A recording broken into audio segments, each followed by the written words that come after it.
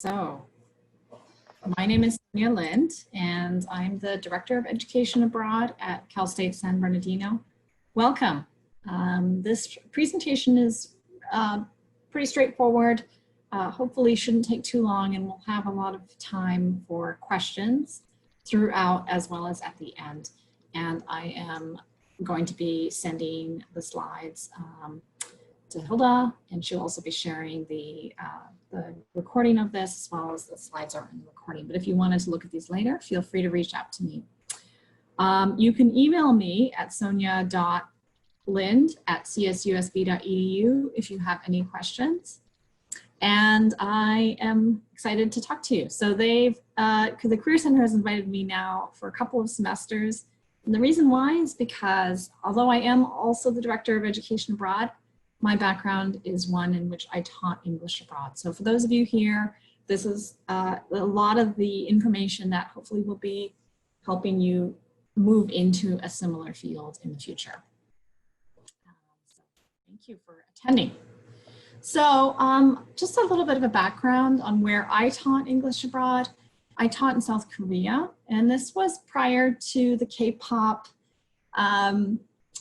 worldwide craze. So I know that people are really interested in South Korean culture right now because of K-dramas, K-pop, and K-beauty as well. South Korea is a formidable location for cultural influence on a worldwide scale, and I'm very proud of having taught there. It's still, to this day, an excellent place to teach, and when everything opens up again, looking forward to seeing students go there and work there in the future. So let me tell you a little bit about my experience, and here are some pictures on the slide.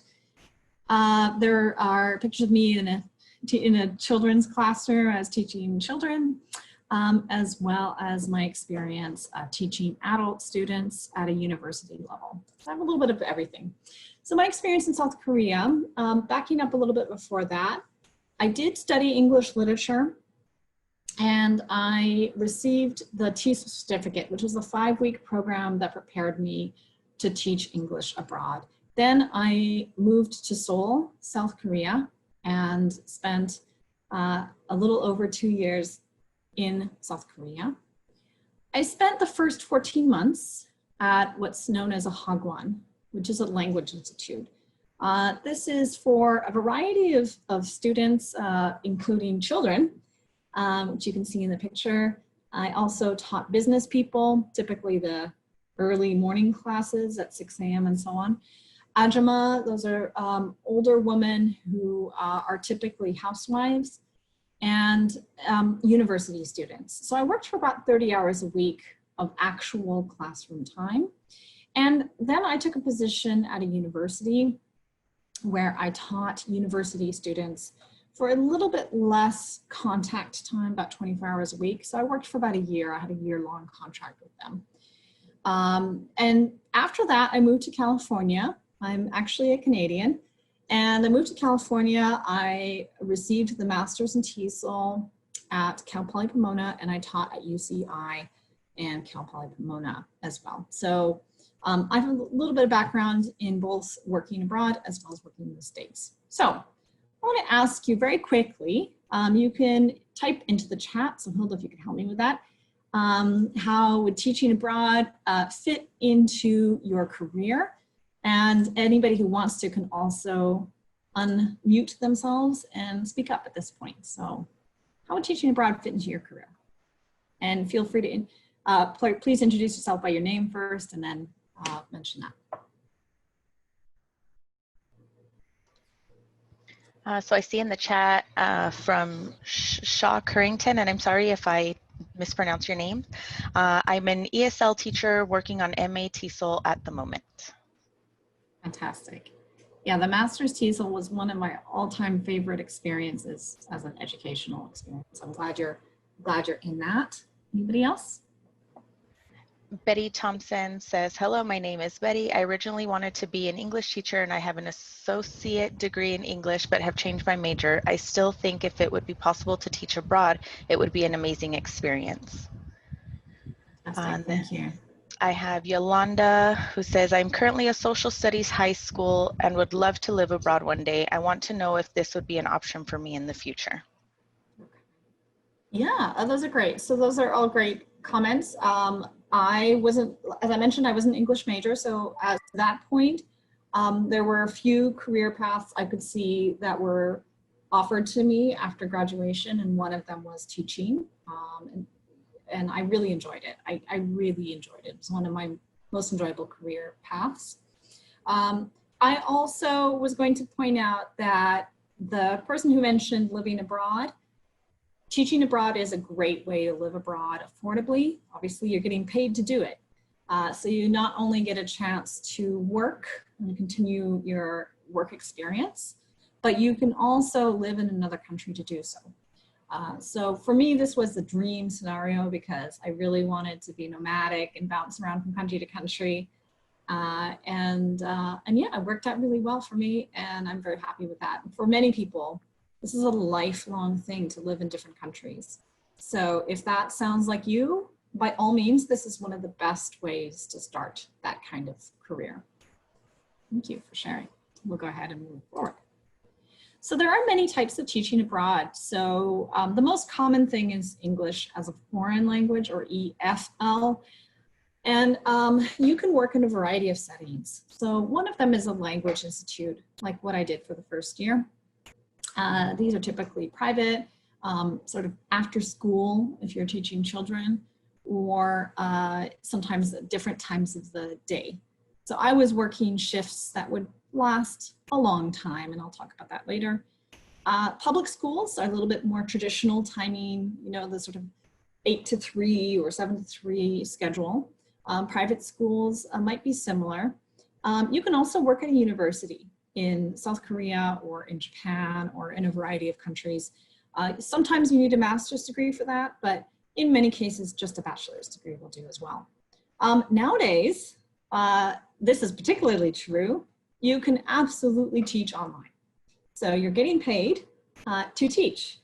And I know for many of you, you are on the receiving end of that. You are in classes where you are being taught, but it is a skill set that requires a lot of training. And if you are able to teach online, I think you're preparing yourself really well for a future, potentially even here in the States or anywhere around the world. You can also teach multiple subjects. So English is the most common thing to teach abroad, but you can also teach, for example, math or science. In fact, I have a friend who teaches math all around the world. And so she teaches it in English, but she was studying maths as her degree. And that's how she ended up into that world. So what's required? So some of you have heard, you know, what's this TESOL thing? TESOL is a worldwide, it's accredited by multiple agencies or universities, but essentially it's either a certificate program or a master's degree in how to teach English. So TESOL usually refers to students that are in the States that are being taught English as a second language. TEFL is students who are outside the States. They're in another country where English is not the native language, and they are learning it as a second language. Either way, you're teaching people who are learning English as a second language. And you can receive a certificate on campus. It is a 1-year-long certificate program through CSUSB. There's another independent private organization called International TEFL Academy, which has their program run online. It's a little bit shorter. So it depends on, you know, there's a lot of ways to do that. Certificate program is a great thing to consider. And sometimes they are looking for teaching credentials. Depends on the type of job, but sometimes they are. They will take a US teaching credential in some cases. Then you can also look at a master's in TESOL. This is a more long-term commitment. This is 1 or 2 years long. And you can receive this in a lot of countries, but CSUSB also offers this master's in TESOL, as has been brought up already. And then they will require some other pieces of information about you, including a criminal record, and a medical record. So those are things that they will often ask for or could ask for. They won't necessarily ask for all of these things, but they can ask for some of these things. As a base level, you would need a bachelor's degree, a criminal record, and a medical record. The rest, well, depends on the job. All right, here are common locations that you can teach abroad. So we'll start left to right. We're going to look at the Americas first. South America and Latin America, the big countries that I've seen show up with the most jobs have been Brazil, Chile, Colombia, Costa Rica, Ecuador, and Mexico. Mexico's great because it's just across the border and a fantastic location for many US citizens. This is a top destination to teach abroad in. In Europe, we're looking at some of the biggest countries would be Czech Republic, Germany, Italy, Russia, and Spain. And the reason you don't see countries like England is obvious, I think, because the first language is English. And so they actually have a lot of people who can already teach it. These are countries where they may not have as many people who have studied English, who can teach English, so they're looking for more teachers. In the Middle East and in that region of the world, we have Kuwait, Morocco, which is Northern Africa, Oman, and UAE, which is where Dubai is. So these are all locations where you get paid pretty well, and these are the more common locations to teach there.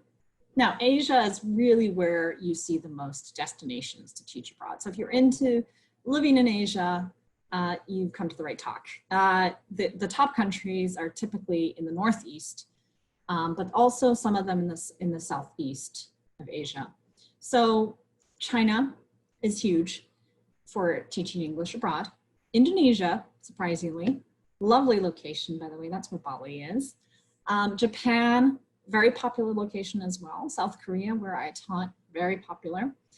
Taiwan, which is that island nation off of China, is another excellent location. And right now, one of the safest places in the world to be because they have almost nil cases of COVID, which is excellent. In Thailand and Vietnam. So we'll talk a little bit more about the salary in those locations. Here we go. Okay, so I want you to keep in mind that the world is a very large place and that the cost of living varies greatly. So we're going to look first on the left. So I mentioned these are the countries and the regions where you might work in the Americas.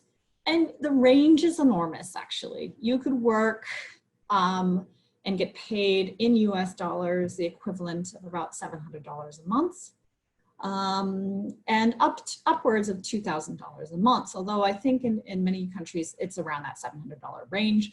Well, I've even heard of some people getting paid as little as $400 or $500 US dollars per month. But I will also mention that rent is ridiculously affordable.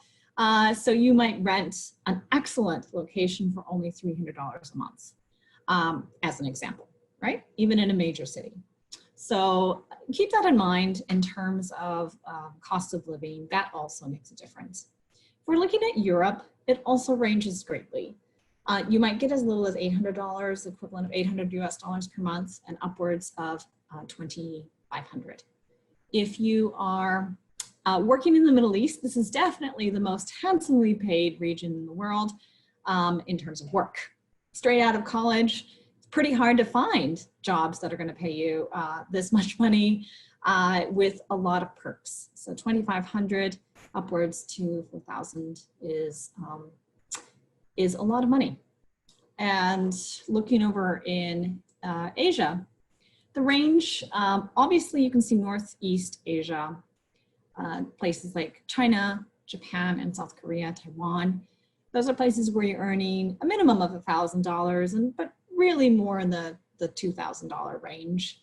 When I was working there about 10 years ago at this point, I was making about 2,300 US dollars a month at a starting rate. and upwards of 2,800, I think, by the time I'd left.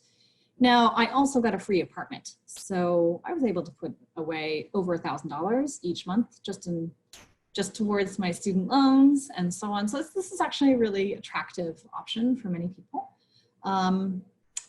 Southeast Asia is popular because Thailand and Vietnam are places everybody wants to go to, but they don't pay as well. So you do go there just for the experience. You're not necessarily going to pay off any student loans, that kind of thing.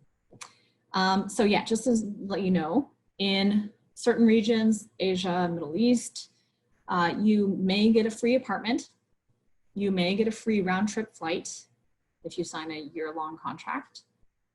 You'll get health insurance, and you will often get the completion bonus for completing your contract. So welcome. For those of you that are popping in and asking questions, I'm really looking forward to getting to those questions soon. Here are some websites to find jobs, so you really maybe want to screen capture that one if you are interested in this. TEFL.com is a great location. DavesESLCafe.com was the #1 job site location for me when I was looking for jobs, and it's still the case 10 years later. It's still one of the top choices. For those of you interested in Japan specifically, you may have heard of the JET program. This is a government-to-government program between the Japanese and US governments. It's a great place to look for a job in Japan. EPIC is another one for South Korea. And that is specifically also government programs that they will be placing you in, say, a government-run middle school, that kind of thing. Fulbright, also a great option for anybody considering teaching English. Peace Corps, another great option for anybody considering teaching. Reddit always has different threads on literally anything you can find. And here's one example of one that they have just for jobs in China. You could also look at teachaway.com, which provides information about teaching English abroad. So I'm actually going to pause. Maybe I'll just pause for a question here. Anybody have any questions so far? It's been a few minutes since I don't see any questions in the chat at this time. Okay, great. Can I ask really quick? Yes. So I know I've seen that quite a few of us have different degrees and majors, and you mentioned that they might want teaching credentials in different subjects, but are they usually, if you're teaching English, looking for a major or minor in English specifically? No, and that's why I'm kind of reluctant to share that I had an English major, because it doesn't matter. So when I share that I have an English major, I worry that people think, oh, that's the only way to work abroad. No, I was working with people who had all sorts of majors. I mean, you name it, they had it. I was working with people who were business majors, biology majors, political science, whatever, it didn't matter. If they were interested in teaching English and they were open to receiving training on how to be, there's an art form to teaching, and the university or the school would love to have them. Because universities and schools in Northeast Asia, I'm going to speak specifically about South Korea, my experience there, was that they were looking for native English speakers. And so, because they believed they have excellent English language classes already. So they weren't looking for someone to teach grammar. They were looking for people who spoke English natively. Right. So they were looking basically for conversation partners and teachers that could create conversation-focused classes. They recognized that they'd had enough. They'd had years and years of learning English grammar, and now they wanted to practice speaking with a native speaker. So that was critical for them. We did get one question in the chat. Do you need to speak the language of that country? Yeah, sadly, I say sadly because you don't. So I say sadly because I believe it's important that you do, but you don't have to. So you could live in South Korea, you could live in Indonesia, you could live in Oman, you could live in Brazil, and you wouldn't have to speak languages because people are wanting you to speak your language. They are hiring you for your language. And if you go on to an app like Hello Talk, you'll notice that the #1 studied language in the world is English. So if you speak English, you've got the most desirable language in the world. So they want you. So I say that because I think that if you are going to a country, you should study that language. It's going to make a world of a difference. And in fact, I will just admit, I think one of my biggest regrets in life, I don't have many, but I'll tell you one of them, that I didn't spend a long time studying the South Korean language, Hangul, because I would have benefited greatly by speaking it. And so I regret that. I'll just share that. So I recommend it, but it's not required. Awesome. We have one more question here. So I wouldn't necessarily need to go into teaching if I am currently an English literature major, just the TEFL/TESOL program? Correct. You don't need a teaching credential. You don't need to overqualify yourself unless you'd like to teach English again in the future in the United States. Otherwise, just the TESOL certificate will do for you to get a job abroad. But an English major, you know, will prepare you in some ways that another major wouldn't. I mean, you're going to know your literature, you're going to know some grammar. That does help, actually. But you don't need a teaching credential. All right, I'll move on. All right, so here's something to be mindful of when we're talking about teaching English abroad. So there are many types of institutions, but I'm going to generalize to 2 types, at least in my experience in South Korea. The government programs tend to be better run in South Korea, as well as in other countries, I've noticed.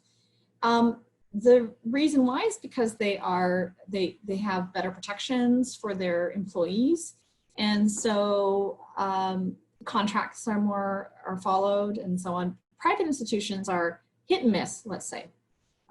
You might get a job at a private institution and it looks great, but there's always a chance that the private institution could fold.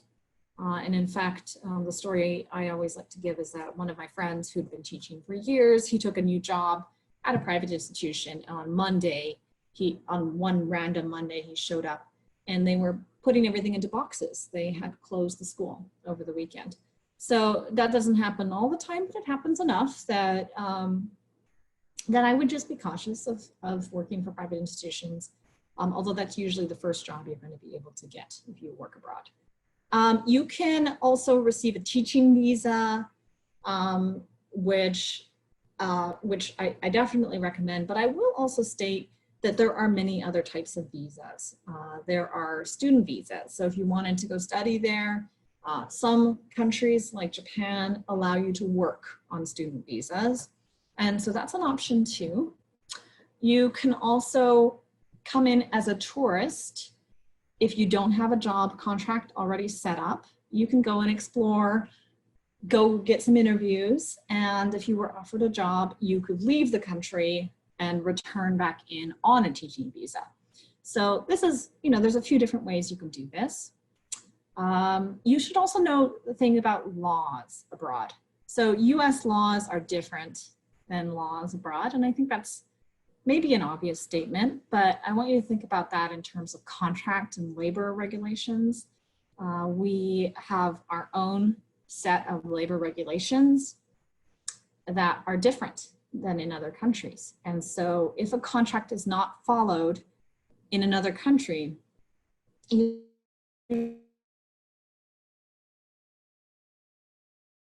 just keep that in mind in terms of when you're working abroad. These are all considerations for yourself. Pollution. So the #1 disclaimer I give is that, okay, right now, right, we have these fires burning.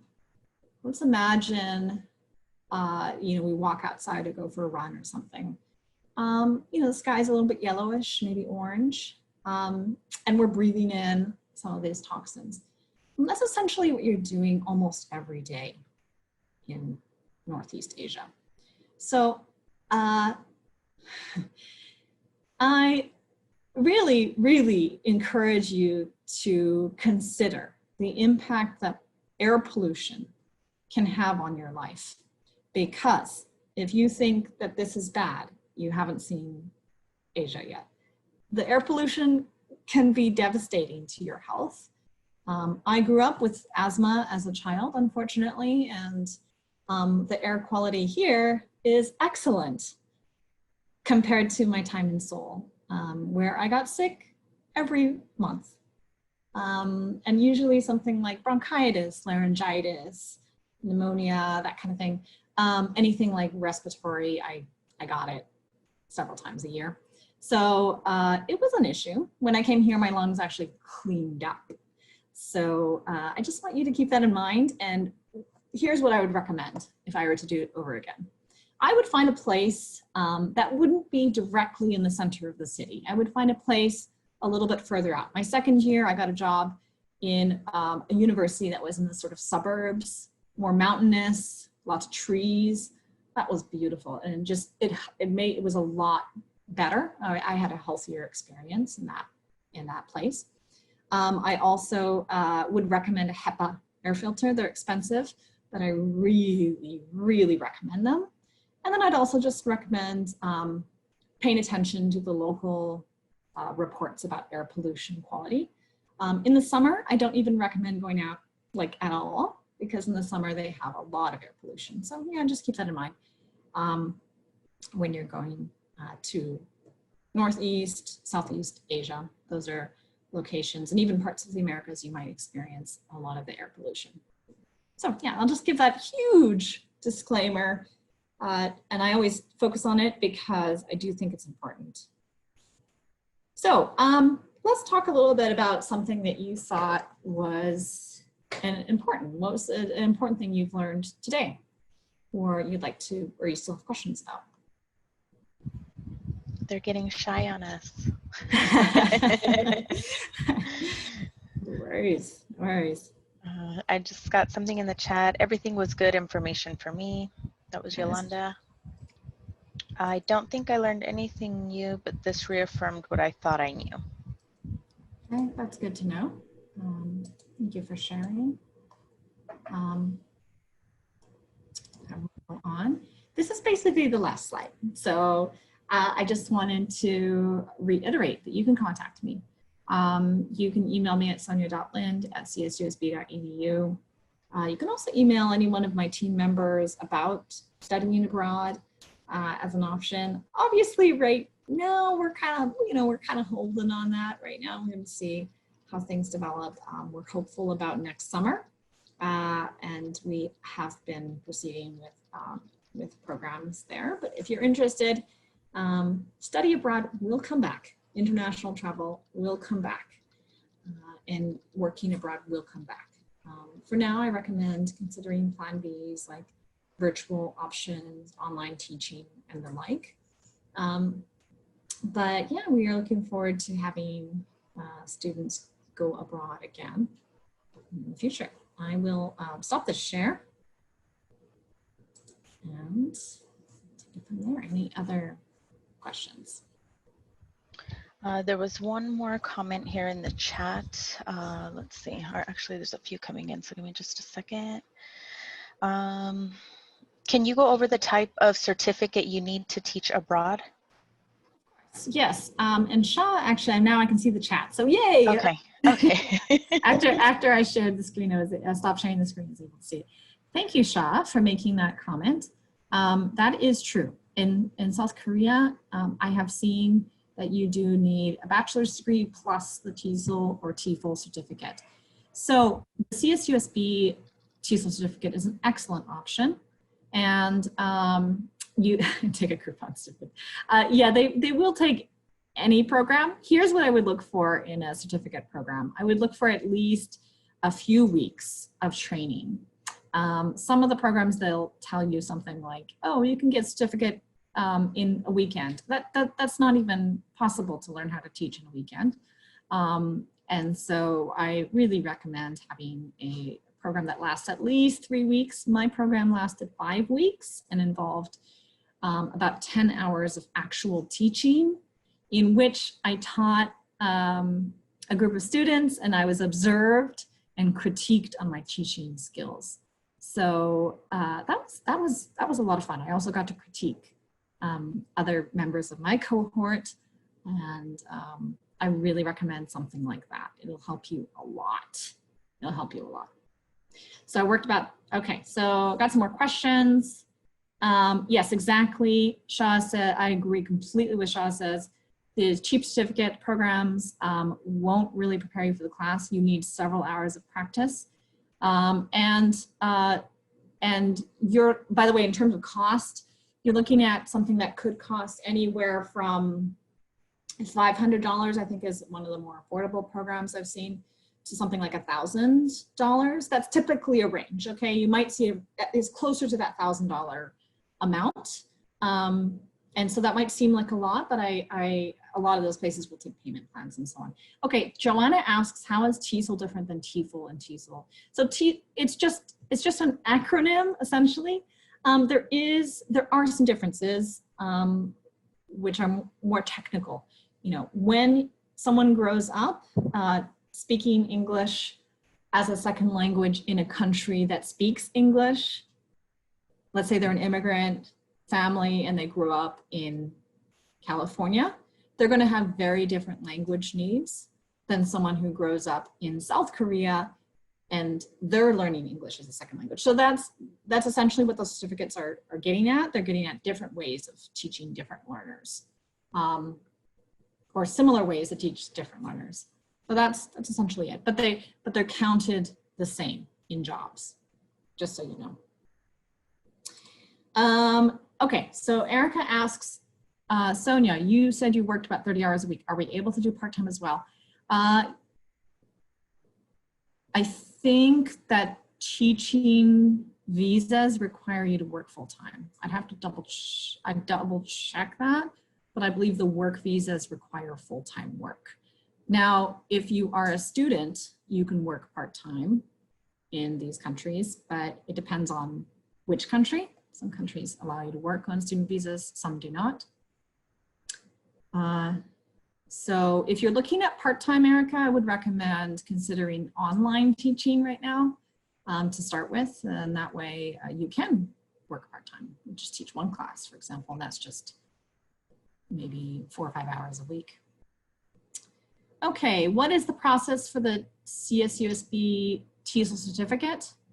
The timeline is about a year. They're looking for people who have a bachelor's degree, but they may take you if it's in your final year.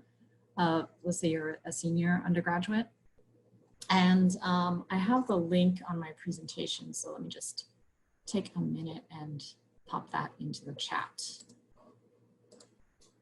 Feel free to type in any questions while I'm doing that. I'm just looking for the link for the TESOL certificate link. So it says 120-hour TESOL certificate. It's a really well-designed TESOL certificate. Oh, and actually it's about 10, sorry, it's about, is it only 10 weeks? Yeah, it's a 10-week program.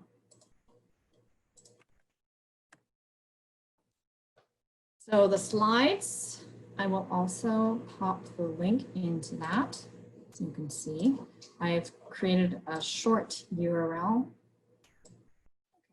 This is, I've typed in 2 links. The first link is a link to the CSUSB 10-week TESOL certificate program.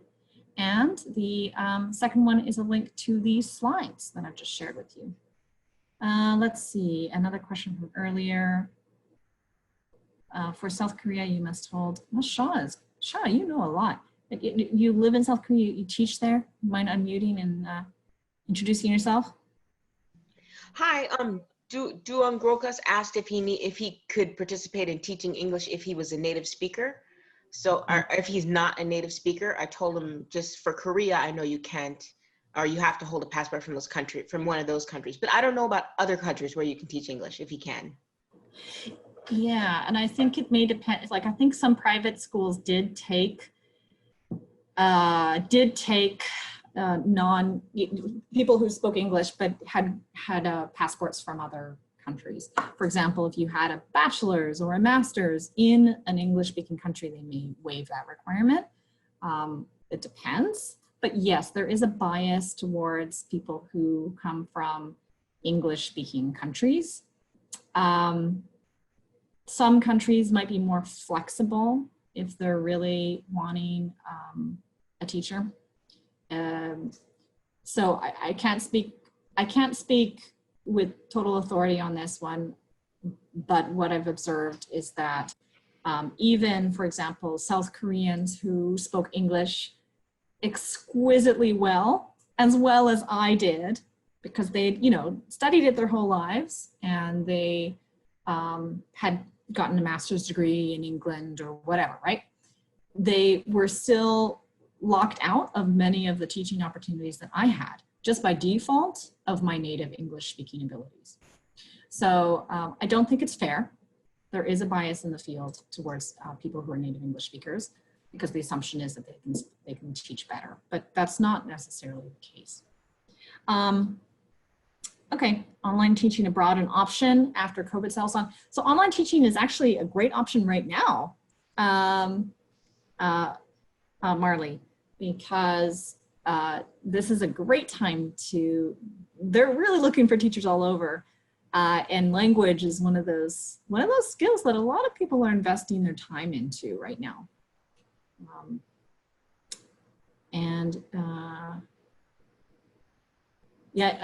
Good question. Conversation going on about the green card. I think, and the green card brings up other questions that I also have, like how long would you be going abroad? Because you might want to talk to an immigration lawyer about that as well. Because typically green card holders can't go abroad for more than 6 months. I know, because I have a green card. Yeah. Okay, let's see. Denise's prior question. Let me see Denise's prior question. I'm going to scroll up for a minute. Okay. So Denise asks about the TESOL certificate. That is 10 weeks long. It's offered through CSUSB, and I popped the link into. Thanks, Shah. Very, very helpful, Shah. I appreciate it. Shah is my official co-presenter. Right? She's hired. yeah. Fantastic. Any other questions? Is it possible to, oh, that was your question. Okay. Is it possible to be enrolled, sorry, Denise, in a teaching credential and TESOL program at the same time? Yeah, because both are postgraduate programs. So I think as long as you're able to, that's a good question. I mean, I think as long as you're able to fit it into your schedule, I don't see a conflict. I would talk to them about that. But I don't, the TESOL certificate, let me just take a look.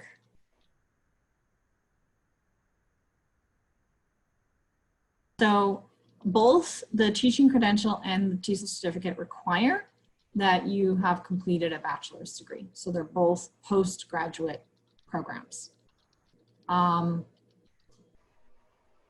So I think the timing will be fine. Exactly, Shah, you recommend CELTA. CELTA is also an excellent program. It's offered, the C stands for Cambridge. It's offered through the Cambridge University in England. CELTA is one of the leading certificate providers. May I say, I'd only recommend CELTA if you're in ESL or EFL for the long haul, because it's, if you're not in it for the long haul, don't bother. Just get a good program like the one through CSUSB or another one, because CELTA is like $3,000. So yeah, and I see the CSUSB program is about $1,800. I'm not sure about financial aid for a postgraduate certificate program, but there may be some options. And if you are, Adrian asks, Adriana asks, if I'm an English major, yay, English major, would you recommend literature or linguistics? Linguistics. For teaching, linguistics, absolutely. Because you'll get more use out of that if you want to go and teach English abroad. Trust me, all those classes with the writing of sentence grammar trees, things like that, that's actually very helpful. Yes, thanks, Sean. Now, literature is kind of fun, but you know, you can always teach a literature class from a linguistics background. I'm not sure you can teach a linguistics class from a literature background. It might be a little harder. Good questions, everybody. People came prepared. Appreciate it. Any other questions from people who might not have spoken up? I see some names: Sophia, Maria, YB, Joanna, Gina, Jean, Jaylene, Janelli, Ernesto, Liliana. Any questions from anybody there? Great. Yep. Marley, once you scratch the surface of teaching abroad, your life will be forever changed, I guarantee, because I think so few people actually know about work visas, teaching visas abroad. So many options. And teaching at a university, do you need a master's degree? You don't. I worked at a university with a bachelor's degree. However, that was 10 years ago. I can't speak for it now. And I would say, and even though I was working at the university with a bachelor's degree, they kept saying, why don't you go back to the States, get a master's degree, and come back and we'll pay you more. So they do. If you have a master's degree, like that's a really great way to get a job at a university, which for the record, I preferred the job at the university to the Language Institute for many reasons. Better quality of life. I wasn't working 6 a.m. to 9 p.m. I was working, 8 or 9 a.m. to 2 or 3 p.m. It's a way better schedule, way better schedule. So universities are awesome places to work. And they were kind of the golden standard in South Korea. Like if you could work at a university, you would. Did I experience culture shock? Not me. I'm a third culture kid. So I grew up in a few different countries. So I didn't. Sha, how about you? No, I'm actually half Asian. So Okay. I grew up, and I don't speak my mother's language. So I grew up with a language around me that I didn't understand. I grew up eating rice every day. So being in Korea wasn't a huge shock for me. But I mean, it was an adjustment. But once you're there for a few weeks, you're good. I think you're good. Yeah. I agree. I would say the biggest issues that I faced were as a young woman, I was kind of lower on the totem pole of hierarchy it's a patriarchal society, and it's also an age-based society in which elderly people are respected the most, and younger people are kind of lower on that chain. So I was both a woman and young. So that was a challenge for me to realize that my voice wasn't as strong as my older male counterparts, which was a bit of a hard thing to adjust to as someone who is used to a little bit more equal rights in the society for women. So that was hard for me. And I would say the people that I saw experience the most culture shock were people who actually had grown up Korean American. They struggled. I saw that happen a lot. Korean Americans in South Korea were expected to know everything about the society and found themselves kind of in between places. So it was interesting. May I say something? Yes. What you said about how the Korean Americans were expected to know, I think I can say for Korea, nobody ever expected me to understand the culture, the language, the ways of living. So everyone was very patient with me. I think everyone I met was overall very friendly, and I had a really great time. I think I didn't experience culture shock. A big reason is because of that. People were so patient with the foreigner. Yeah, Right. and I was, and other things too, being that I'm half Asian, being that I was a little older when I went to Korea. I had traveled abroad before. It wasn't my first time out of the country. There was all kinds of factors. Yeah. It helps if you've traveled abroad already. I will say that, because then you're not so, there's not as much cultural shock about, oh, people do things differently over there. But I will say that South Korea in particular was a culture of convenience. Everything is very clean and orderly and easy to take public transportation everywhere. Really the big differences were some of the societal differences. But if you're prepared for a difference, that's the biggest thing. If you're prepared for something that's very different than what you expected, what you normally experience, then that helps a lot. So Maria asked about graduating with a math degree, and should you also take some English classes? No, not necessarily. So Maria, I would say lean into that math, because right now there's a lot, what I've seen and observed is that the world is turning away from English only being taught in English language classes. English is also taught in subject classes. So if you find a job teaching math in a private school, or any school really, they would love you because you'd be able to teach it in English. So if you're interested in that, definitely start to look into that. I mentioned math because I do have a friend who only teaches math around the world. So she goes and gets great jobs. And it's because she's a native English speaker. They want her in the math classes. You're welcome. We may have missed one question from Dungrokas. I got a master's degree in TESOL. What is recommendation for teaching job inside the country? Oh, inside the country. Okay, that's a great question. Inside the country, do you have any teaching experience already?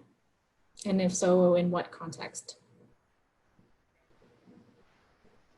16 years in Vietnam. Okay, and you also mentioned the green card, right? So you have a green card, you have a master's in TESOL, and you taught for 16 years in Vietnam. Do you have any experience teaching in the United States? Not yet. Okay. Well, congratulations, by the way, on the new degree.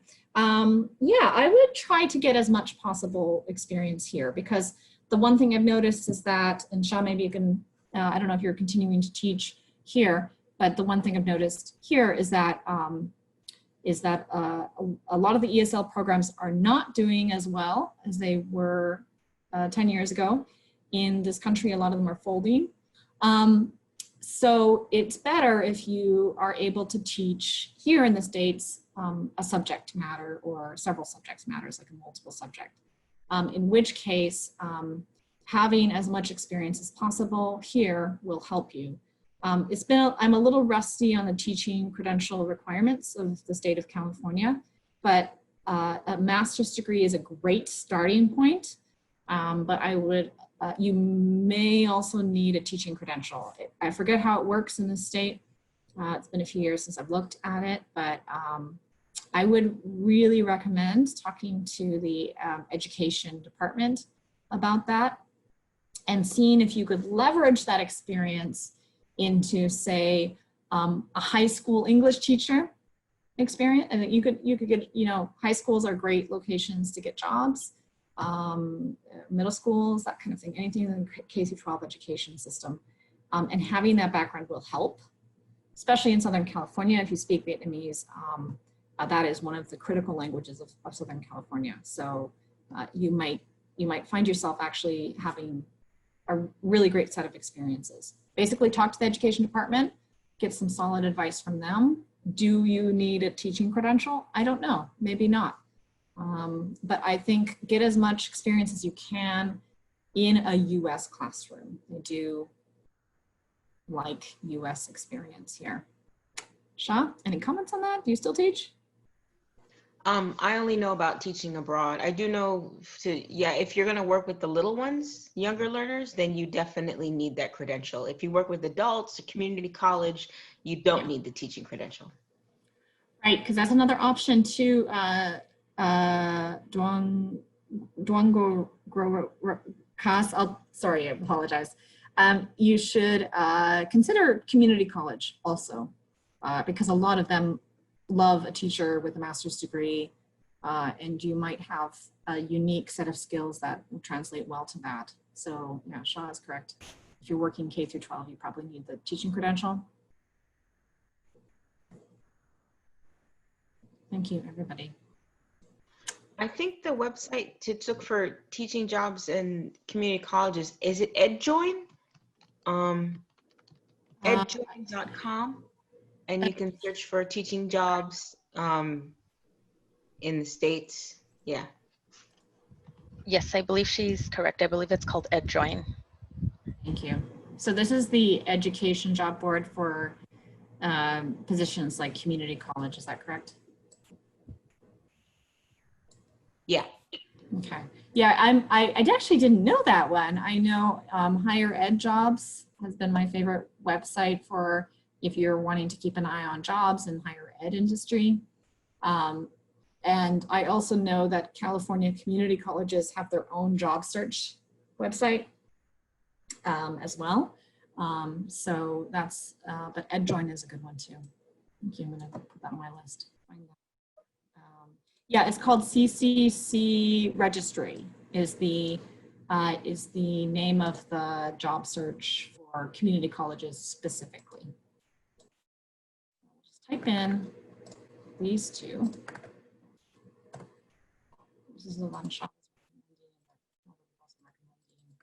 And if you're looking for community colleges jobs as well, you could look at. Yes, well, Jaylene, just look around at those job search websites first, see what looks good to you. I guarantee there's a lot of jobs out there, and maybe right now they're online, but the jobs are out there, and I feel confident about that because the interest in learning English is only increasing, not decreasing. So absolutely look at jobs and get started on that. You can definitely accomplish this dream, Julie. Thank you. Thank you for having me, Hilda. I really appreciate that. Thank you. Thank you for joining us. And thank you everyone for joining us. Oh, what's your favorite halftime show? I was like, Lady Gaga or Katy Perry? ¿Verdad? Yeah. Katy Perry. Shakira. Or Beyonce. I love Beyonce. Beyonce and Bruno Mars. That is like a very, I love that. That was a good I like them too. that was a good hot mic moment. Any last minute questions from anyone? And Shaw, if you feel comfortable doing it, I'm going to share my email address. It sounds like you know a lot too. Do you mind? Only if you feel comfortable. Yeah, yeah, sure. Okay. Sorry to jump on the. No, go for it. I love it. I actually love it when people are in the presentation who actually know about that, because I'm like, am I correct? And what? Because like every now and then I'll have to calibrate what I'm saying. It's been a few years since I've done it, so. No, I'm with you on everything you said. I'm a little sad about the salary. Like you made 2.3. I made about the same, and I was there 5 years ago. Yeah. Yeah, it seemed to be kind of stuck at that rate. I think that $2,000 to $3,000 range. I mean, it's good. I don't know about you, but I was able to. I actually paid off my student loans, which was great. I paid off my student loans because I'm frugal, right? And so free equipment, so I was putting money away like crazy. So that helped. Whereas a lot of people I know went over there and bought a lot of electronics. I didn't do that, so they didn't have much money to save. But I didn't do that. Yeah, But the free housing helped. the free housing helped a lot. Yeah.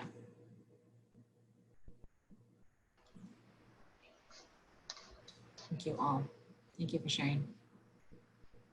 And by all means, reach out to your career center. They are awesome. Yes, we're here to help you guys. Yeah, this is a great time to reach out because you might be considering what a career looks like in the future. It's a good thing. I'm also putting a link here in the chat. It's a very short survey and it's just to help us make our workshops a little better. So if you guys can just take a few minutes to go ahead and take that link and complete that survey, we would greatly appreciate that. I believe this concludes our workshop for today. So I appreciate you all for joining us. Dr. Lind, thank you as always. It's always a pleasure having you. Our emails are in the chat, so feel free to reach out to us with any questions you may have. And I hope that you guys have a great rest of your Wednesday afternoon. Have a good lunch, everybody. Have a good one.